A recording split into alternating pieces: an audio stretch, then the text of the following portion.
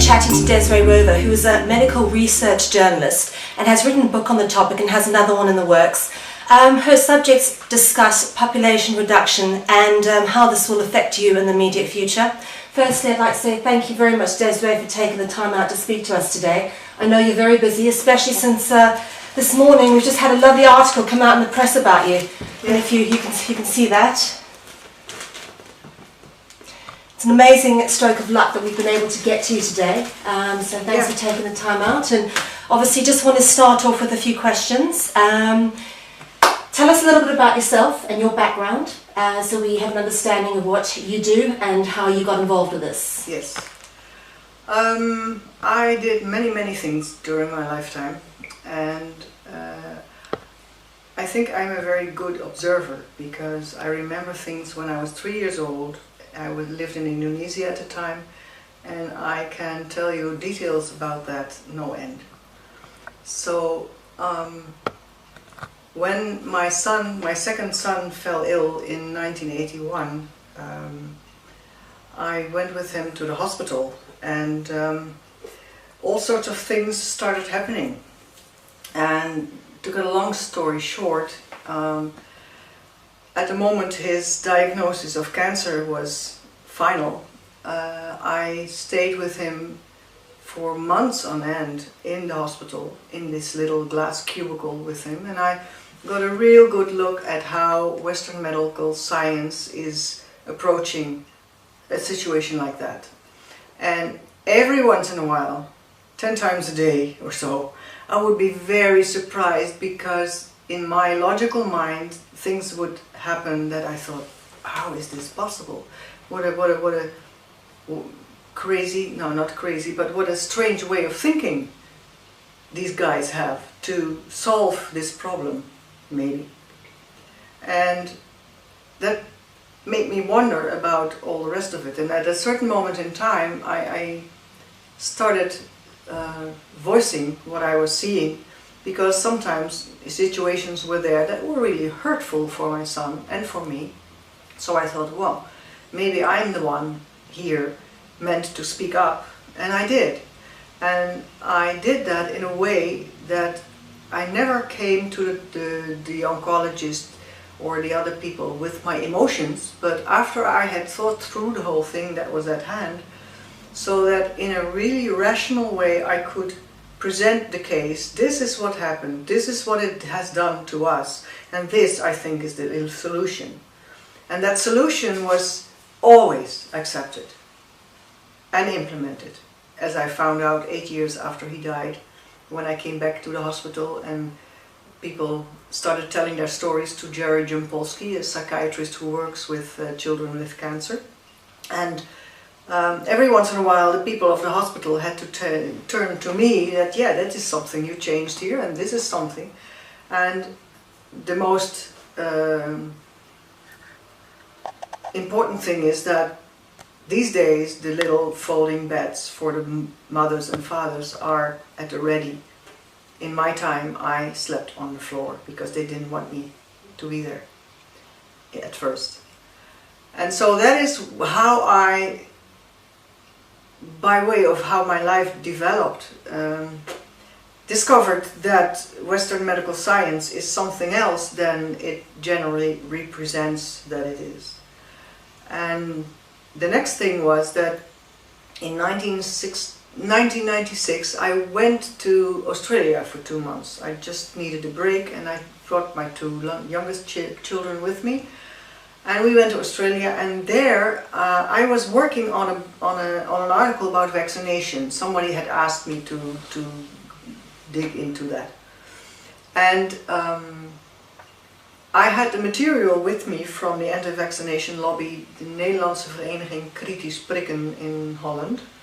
But it was material I really couldn't work with because I felt, I had this good feeling, there's something there that's not okay, and it didn't come out of that material. I couldn't put my finger on it. And then I was in Katoomba 5 minutes before my hostess was going to pick me up somewhere, and I went into a little bookstore, and right at the back of this dark little store there was this bright red book, Vaccination, a medical assault on the immune system by Vera Scheibner. And she turned out to live 3 villages down the road from where I was standing. So I thought, yeah, I can take a hint. So I called her, and we met at the Radio Blue Mountains radio station, because my landlady had a program there, and that was called Kaleidoscope, so anything could be done in that program. And when we were in the studio, Vera was at one microphone and I was at the other, and Estelle, my landlady, she was behind the controls. And she gave me the floor, so I said, well, Vera, I haven't had really time to read your book yet, but from what I see, there is a connection between polio vaccines and AIDS. And Estelle, behind the controls, went, oh, because it was a live program. And Vera, she went like this, put up her thumb and said, oh, okay, thank you. And she explained what she had found in the medical literature. And Vera, why Vera had dug into the medical literature was because she had a cot watch, which was a breathing monitor for babies. And she was doing research to the breathing patterns of babies with this cot watch, which was a true breathing monitor. And so this monitor was put out at babies that the pediatricians in Sydney gave her. And with these babies, everything went well until a certain moment in time when these cot watch monitors would go giving alarms, stop again. So people thought, oh, they're broken or whatever. And so they had to exchange the machines, and no, same thing happened. And then there were doctors, of course, who said, well, if it gives alarms all the time, put out the monitor, switch it off. Which is very good advice, of course, because it turned out that this breathing monitor was totally true to what was really happening with these babies. And that is what they discovered after they put a microprocessor to this cot watch monitor. And they had the hourly reports from this thing. And they translated that into what it looks like, how many alarms a day were happening. And from that graphics, there emerged the pattern that Hans Scheie has described in 1937 and called it the non-specific stress syndrome. That means that if you introduce a toxic substance into a mammal or a human, then the body has 3 waves of a reaction pattern. First phase is alarm, second phase is resistance, and the third phase is exhaustion. And because Vera had this microprocessor linked to the breathing monitor, she has been able to pinpoint exactly the critical days within these 3 waves. And what I have done now is that I have put that in a form so that people can put in the vaccination date, and the critical days will be beneath that. And you can fill in the date for which critical day is for you. And then there is a part in the form that you can put down what is happening. And what Vera discovered is that vaccination is maiming and killing babies. Because something happens to the center in the brain where the breathing is monitored in the body. And so the alarms were totally truthful. That she put over the results of vaccinated cot death babies, the moments of death of these cot dead babies, they sort of clustered around the critical moments that Vera had found in her research. And when she went to the pediatricians in Sydney, of course the whole business was killed, because they didn't want the news out that vaccination causes cot death or SIDS or whatever. And so Vera thought, Dr. Vera Scheikler thought, well, you know, okay, that's your reaction, perfect, then I go and find out what is really going on. So she dug into Western medical literature of all sorts of refereed magazines like Lancet, New England Journal of Medicine, British Medical Journal, all those things. And when she had read and taken apart 30,000 pages of that literature, she wrote that bright red book that I had found. Last January, a year ago, I went to Australia again and I stayed with Vera Scheikler for 2 months. And I have been in her archives, and it's huge. It's twice as big as this whole house, and it has shelves with these carton boxes where you can put in papers, and doesn't matter which box you take out, you find papers with her ballpoint notes in it. So that means she really looked at it all. And now she has written a second book, Behavioral Problems in Children, the Vaccination Link. And now she's rewriting her first book because she is rereading all the literature that she had used the first time. But because there is so many years in between, she has learned so much more, she reads so much more into what these researchers have written at that time. And often people tend to tell her you use too often old research. And then she has a brilliant answer. Because many of the research, many of the studies never have been repeated. And the older research is not yet totally directed by Big Pharma, which is what it is now. And there is this editor of the New England Journal of Medicine. I will have her name in a second. She wrote a book about the connection between Big Pharma and the research, and how that is almost impossible to not have. I mean, and I know also about researchers who are being approached by Big Pharma companies with a ready-to-go piece that they have written, that the guy only has to put his name on it and get cash for it. And this one psychiatrist, David Healy, he was in Wales, in England, he refused, and he saw the same article a couple of months later with the name of a colleague attached to it. So, yeah, that's happening all the time. So when you say Big Pharma, who specifically are you referring to? The pharmaceutical industry, doesn't matter who they are, because what I found out is that it's sort of a game. They present all these different names to you, Merck and GlaxoSmithKline and Novartis and this and that and Sanofi Pasteur and you know what. Basically it's one big family, and for us they have this little dance that they are different companies, but really it's not true. So tell us a little bit about how the pharmaceutical industry actually started, going back to your research that we caught up with you last week at the Ground Crew Conference, and going all the way back to the Rockefellers. What I have found is a lot of information about that in the old days people were working with herbs, and in the old days it were the women who were the healers.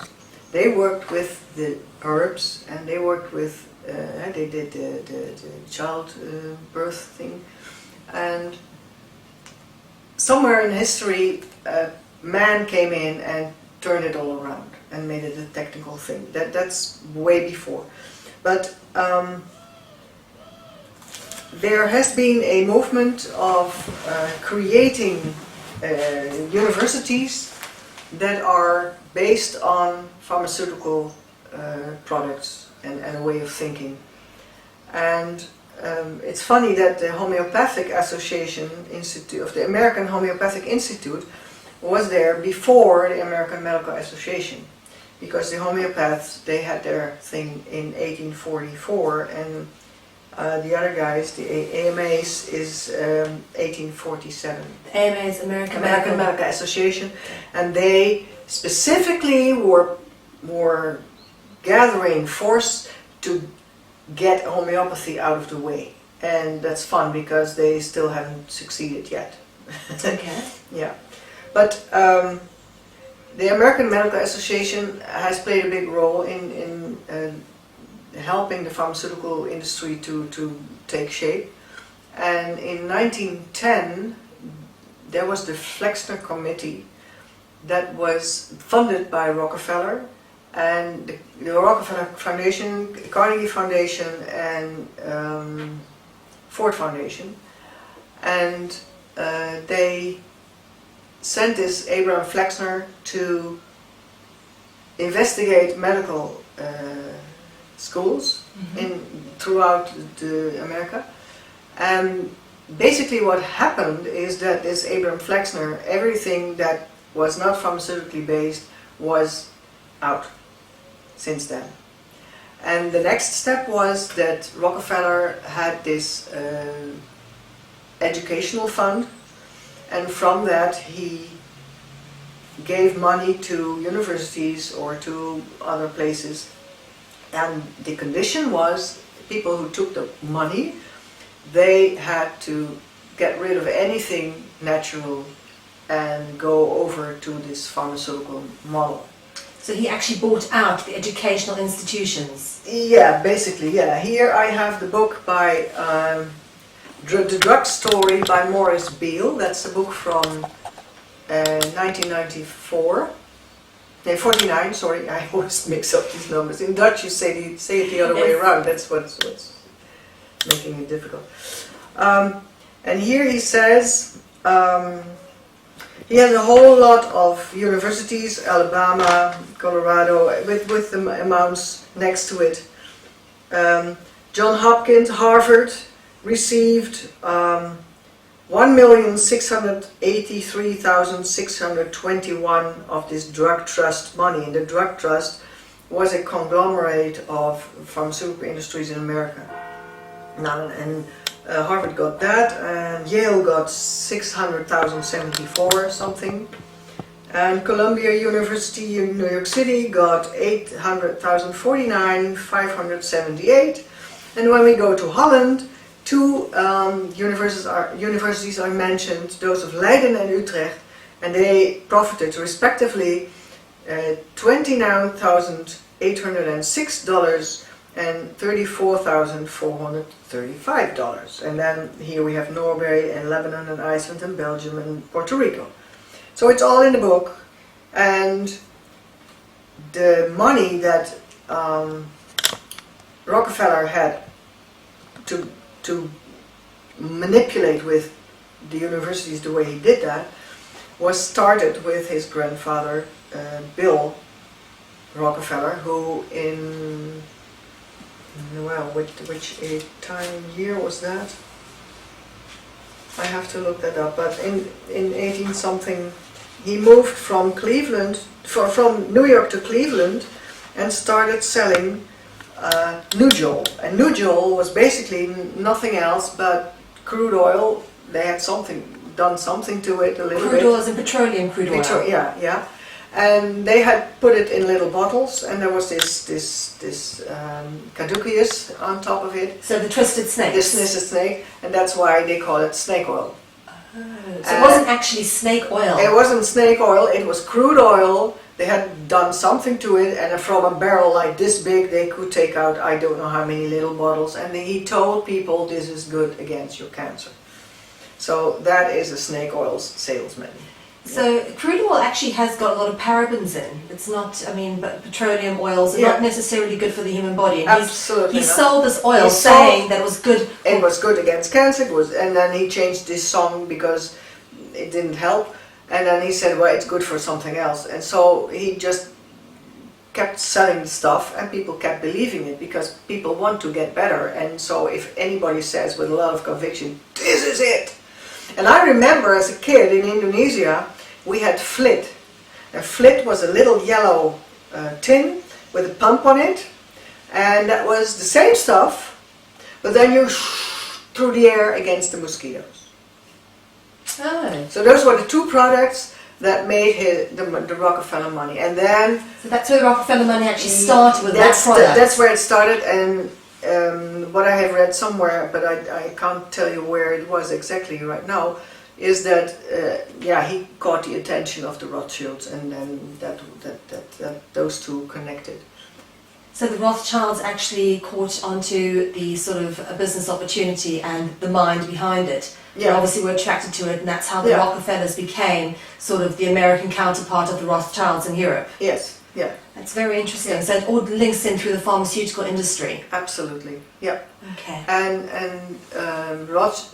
Rockefeller has created in America a bonded thing with all these little industries together, and that is what Morris Beale refers to as the drug trust.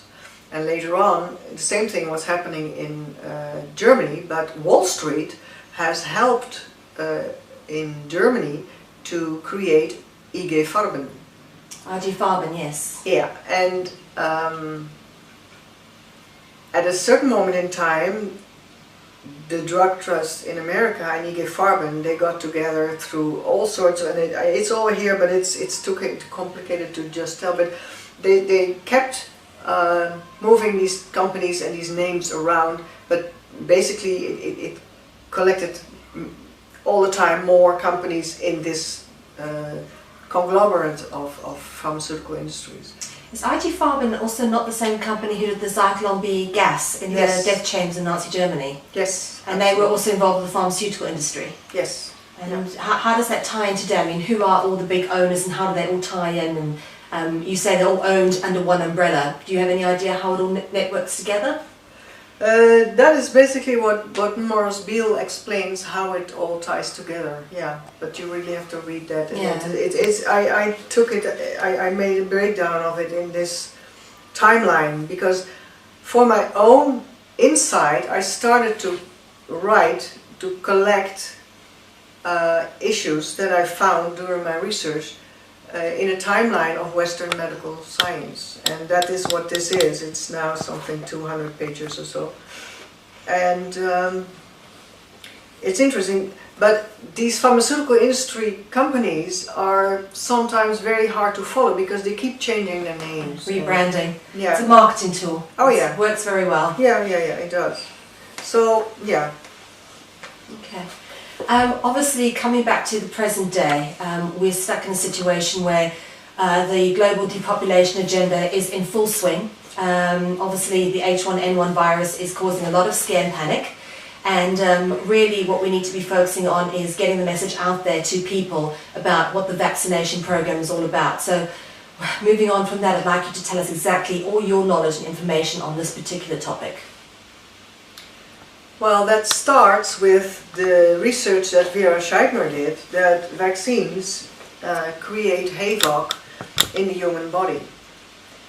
And there is a researcher, I just got his book on CD, and it's lying over there, so maybe we can grab it later on. No, it's here in front of you. It's the white thing with the black, yeah, it's ICD 999.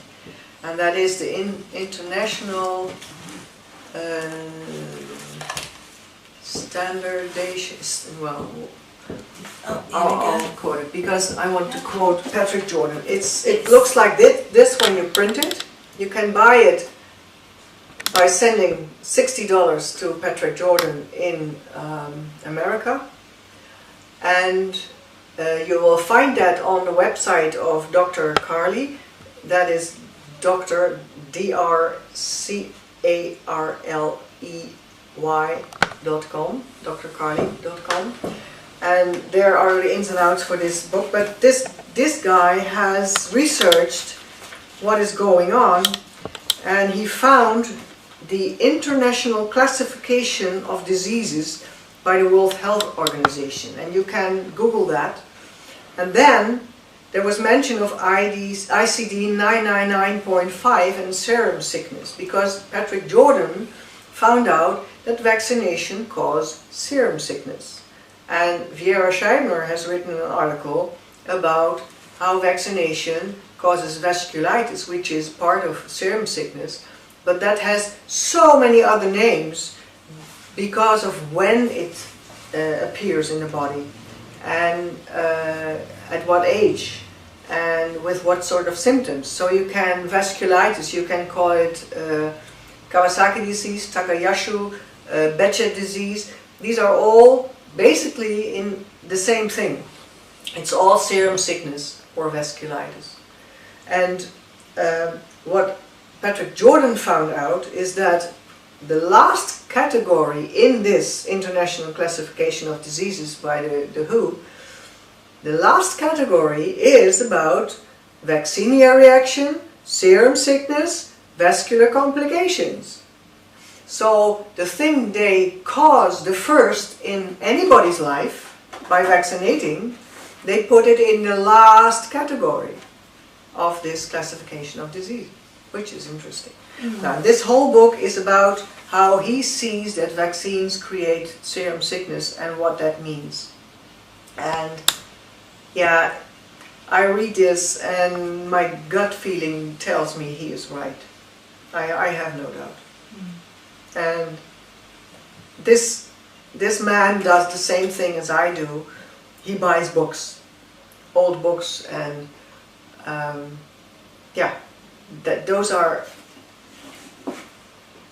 how you say that, a cornucopia of knowledge and facts and documented. Absolutely. I mean, I think what people forget is that for thousands of years we were herbalists before we became chemical-based pharmaceutical guinea pigs. And we lived a much better and healthier life. I mean, the cancer, for example, as you were saying, was a lot lower when we were all on homeopathic medicines. In this book of Morris Beale, but also in other books, doctors say there was no cancer before vaccination. Let me see whether I can find it here. This is cancer was practically unknown until cowpox vaccination began to be introduced. I have had to do with at least 200 cases of cancer, and I never saw a case of cancer in an unvaccinated person. And that was Dr. W.B. Clark of Indianapolis who said that. And I have found in these old books, I have found these things as a rule. There are doctors who say that vaccination is blood poisoning, which is what it is, because you put in animal particles in our bloodstream. So what are you doing? And the vaccines that are going to be used on the population now with this H1N1 story, and this flu is dangerous, but in different ways than right now. But these what was I saying? These vaccines are being made on cells of monkeys or dogs. Do you want dog cells in your body? Well, and this is the swine flu vaccination. This is the swine flu vaccination, but it is with the vaccines, the HPV vaccines in my book. It is made on the cells of yeast with Gardasil, and it's made on the cells of an insect with Cervarix. And the most dangerous component of these vaccines will be the squalene, which is in it. What does the squalene do? Squalene is a oily substance that is natural in the body everywhere and in our food, and so it's a natural substance until you inject it into the bloodstream. Then you create immediately autoimmune reactions like lupus and MS and Alzheimer and all sorts of things. And there is a document, and I don't have it right here, right now, but I know it exists. There is a document saying that squalene is the cause for the Gulf War syndrome. Because what squalene does is that it immediately creates these autoimmune illnesses, and in every person it looks a different way, because you always have the individual reaction of the body to everything. I mean, to walking on the beach till what you eat. And so they can keep it a bit diffuse, but when you know the patterns, when you recognize what it does underneath in the processes of the body, then you recognize it's all the same thing. It is all the same thing. Absolutely. As you said, the human immune system is an absolutely amazing thing. Why do we want to pump all this stuff into it that actually is designed to kill it? Yeah, it is stupid to put things into the body that make it difficult for the body, that the body has to get rid of again, if possible. But like the aluminum that is in vaccines, in all the old vaccines there is aluminum, alum they also call it, and that travels through the body in seconds after you have had the vaccination. And with the girls, with the Cervarix and the Gardasil, there are obscene amounts of aluminum present in these vaccines. And then there was this, I've seen these guys on television saying, yeah, we were there and all these girls were, some girls were fainting, but yeah, of course they are scared of the jab. These girls fainted a quarter of an hour after they had had the jab. So it is a result of the jab. And that has to do with aluminum, among other things. Okay. How many courses are they doing the jabs in? Do you know how it works? And it's sort of how it's going to be processed? With the H1N1, you mean? Well, Obama speaks about 3 vaccines, and here in Holland they have ordered 2 vaccines for everybody. But basically the pattern that you should recognize is that they have figured out how to stop the immune system and how to switch it on again. And that is also, again, Patrick Jordan who discovered that, because he wrote a book, he read a book by an American who was talking about a memorandum by the WHO of 1972, and it was about virus-associated immunopathology. Yeah. Animal models and implications for human disease. And basically when you read these 2 memoranda, they don't say as much, but basically they say, we know how to switch off the immune system, we know how and when to introduce virus into the body, and then we know how to switch on the immune system.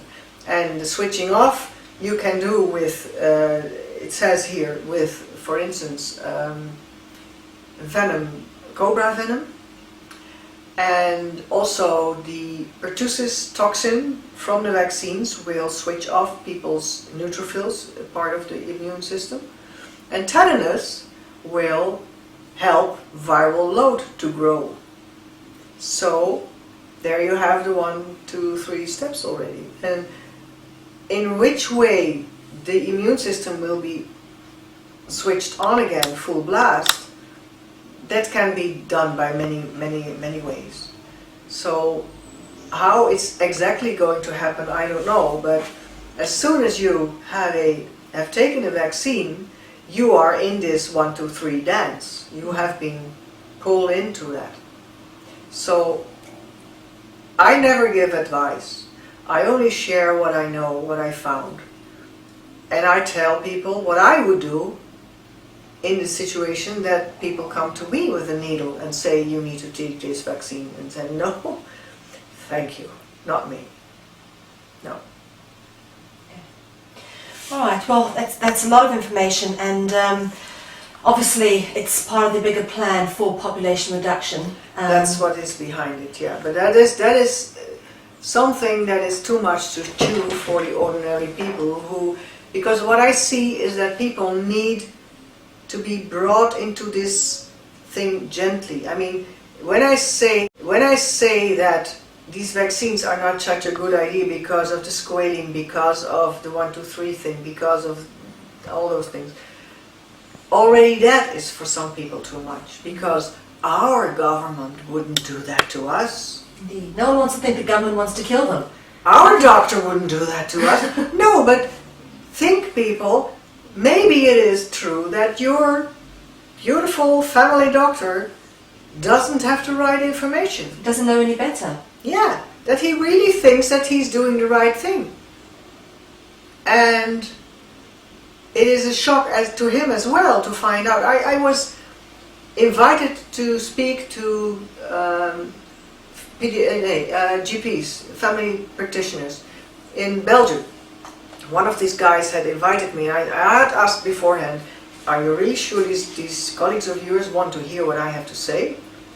Yeah, oh, it will be alright, it will be alright.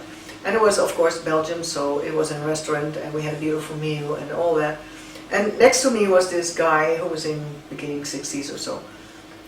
And I could feel his energy like going like like that when I told him about the cot death, the SIDS, with vaccination, with the non-specific stress syndrome and the critical days, and I explained that. And it is something that normal people, not doctors, they grasp immediately what I'm saying, and they put it through their own situation and say to me, oh, well, that is what has happened to my baby. That's what happened. But this doctor, he sprung up and he said, I have not been for nothing for 9 years on the university. And I thought, well, yeah, you have been indoctrinated all those 9 years. And if you have not taken the trouble to check the information that they gave you, and you have taken it lock, stock and barrel, you say, or hook, line and sinker, yeah, then you feel awful when a nobody like me, because I'm a nobody according to some people in the Dutch press. I'm a neighbor nobody. That's good. When a nobody tells you that you have been working on the wrong track for so many years afterwards, after the 9 years of university. But yeah, I have seen, when I was with my son in the hospital, there was a university hospital, I have seen how these doctors were being treated when they were specializing in oncology and in this and that and the other. They were kept in a race where they couldn't sleep, they hardly could eat, they could not think, they only could try to perform. And they made mistakes, yes, big time, no wonder. But it all is so you get educated into this tunnel vision, which is called Western medical science. And I was invited at that time to speak to the medical students of a professor of pediatrics and to explain to his 4-year studies, how you say that? Well, to his students how it is as a mother to be in the hospital with a child that has cancer and that gets operations and chemotherapy or radiation first and then chemotherapy. And this guy presented all sorts of ideas to me, and the whole hour I have had to say, no, Professor de Jonge, it's not like this, that it's like this, and then I would say how it really was. So I had this idea that it was not his style of educational tools that made him say the things that he said, it was his not knowing what was really going on. And I was hoping that in the 200 students there would be 1 or 2 at least who would think, if this is happening with this sort of information, how is it with the rest of the information that this guy is giving People don't us? connect the dots though. Actually, I've noticed that. The information's in the public domain. What people aren't doing is actually connecting them and see how it all relates to form this much bigger picture. Yes. And I connect the dots. That's the only thing I do. And that is the way my brain works. I know that because I've been a silversmith, and the first lessons was only sawing into this little plate of silver, and I wanted to make a ring. So what I did is I used what I had seen my stepfather do in wood. You have one thing and you have one thing, and then you have 3 dimensions. And now I can make a ring. I can show you. And for me, that is logical. Yeah. And I know that a lot of people can't think that way. And it has to do with thinking in images or thinking in words. These are different ways left and right brain thinking. Also, yeah. Absolutely. And we only taught left brain thinking at school, unfortunately. We're not taught the We are capabilities. untaught a lot of things. Yeah.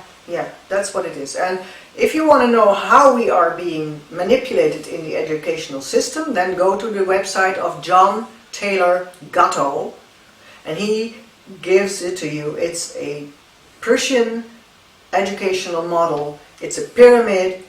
92% of the population goes to the Volksschule, the population school, the school for the simple people, and then 8% goes to the Realschule, the real school.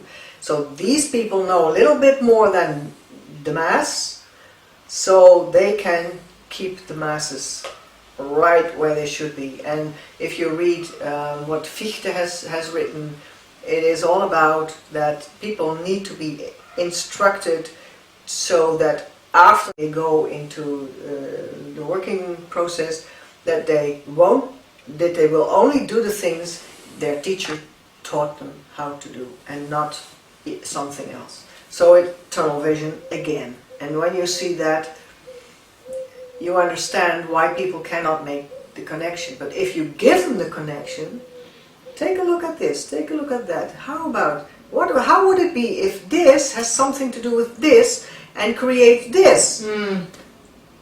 Okay, and then they can understand what is really going on. And that's what I'm trying to do, to give people the patterns so they can recognize things. They don't have to know all these things that I have collected or that I know by now.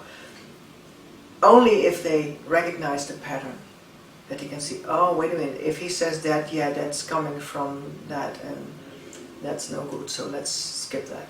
Food is information for our cells, but even for our genes. With food, you can switch off and switch on genes, not a problem, if you know what you're doing. And there are people who know what they're doing. Jeffrey Bland is one of them.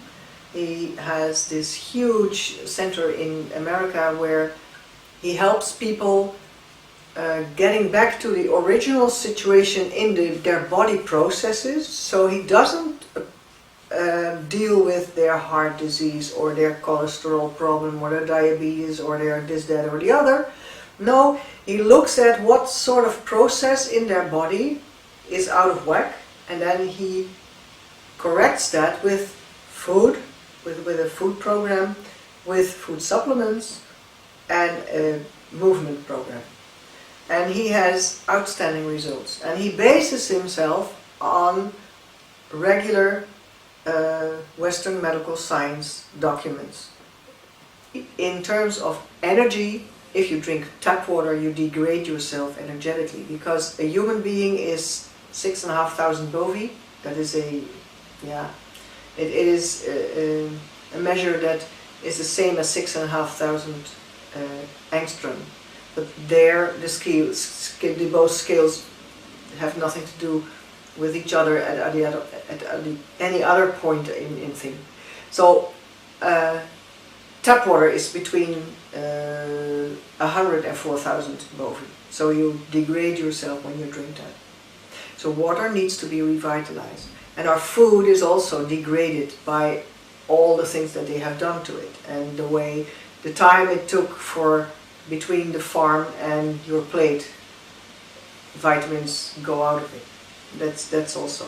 So the best thing is to grow stuff yourself. And the best thing, the easiest thing to have vital food is to make your own sprouts of vegetables or stuff. Okay. One last final question. The World Homicide Organization, I love that instead of World Health Organization. The World Health Organization's projections for Codex Alimentarius is actually 3 billion deaths within, I think it's the first, or was it 3 years? What is the something, I don't know exactly, yeah. But yeah, take away people's food, because that's what they basically are doing, and people will die, yeah, sure. So the whole thing is that Codex Alimentarius is geared to depopulate the earth by at least half, and that's 1 billion. Yeah. Well, you set people up for failure. I mean, if you have no food to sustain your body, your immune system goes out the window, your nutritional status goes out of the window, so everything that comes in terms of homemade viruses by the CDC, the Centers for Disease Creation, and the Fatal Drug Administration, yeah, all those things, those are military operations. Nobody knows, but CDC is a military operation. Yeah, well, get people down and they will eventually die, yeah, sure. And that has been done time and time again. Nobody knows about people who in Ukraine after World War II died by the millions because of an artificial, how you say that, hongersnood? Yeah, they had no food, famine, an artificial famine. And the same they did in China in 1956, 1955. 40 million Chinese died. Nobody knows. It's called the Great Hunger. You can find it if you know what it's called. Nobody knows. So these people, and that is what Dr. Stanley Monteith of RadioLiberty.com, he says, these people do not think like you and me. They pray to a different God. And that God is Lucifer. It's very interesting that, I think most people don't realize just how much the evil element plays into the whole control thing that's going on. Many people have possibly heard of Satanism as a cultic thing, or they're just not exposed to it. The mass. They think. Yeah, exactly. I've just because vaccination already is, because it has to do with blood and putting things into our bloodstream. Yeah. So that is Satanism in itself already. Absolutely. And someone's even gone as far as to say is that accepting the vaccination is like accepting the mark of the beast. It's self-fulfilling revelation prophecy, isn't it? Yeah. And that's where we're heading. We are heading towards fulfilling that prophecy, self-fulfilling in a way with what's going on. Yeah. Unless we just say no. And that can be done. And if enough people say no, then the people at the organizations that are helping now to put this whole awful agenda into place, they will crawl out of the woodwork and turn coats and come to our thing, to our side. Because I know a lot of people are being held hostage in their work situations. People who have an inkling of that things are not right as they are right now, when they think it's safe enough to take the jump, they will. And then all of a sudden, the number of people who are saying no to this disastrous agenda will be overwhelming, and we can really see to it that it's not going to happen. In the course of things, they have planned this out in phases. And the next phase is that now people think, oh, the economic crisis is not that bad, but they are really building up to a second point where they let the bottom go out from under it again, but then in a real way, and then probably together with a new viral attack, either from viruses that they already have launched but that have mutated and really have gone bad in terms of virulence, which is what happened in 1918. It went with waves, in waves. I don't know, I see difficult times ahead, yeah. And the only thing that will help is to stay within that beautiful, divine realm of unconditional love. Because love is the only thing that will conquer everything. And love, real, true love, unconditional love, is something these minions cannot take. Well, let's hope so. Thank you very much, Desiree, for taking the time out to speak to us. It's been an absolute pleasure, and obviously, Same here. we hope that we can do some work together in the future. Desiree, show us some of the reading material that we need to have a look at. Well, I have a little booklet here that is written by Emmanuel Josephson. He's a doctor, and he has this booklet, and it's The Truth About Rockefeller, Public Enemy Number 1, Studies in Criminal Psychopathy. Okay. Yep. And this is another one. This is by, again, Emmanuel Josephson. Rockefeller, Internationalist, the man who misrules the world.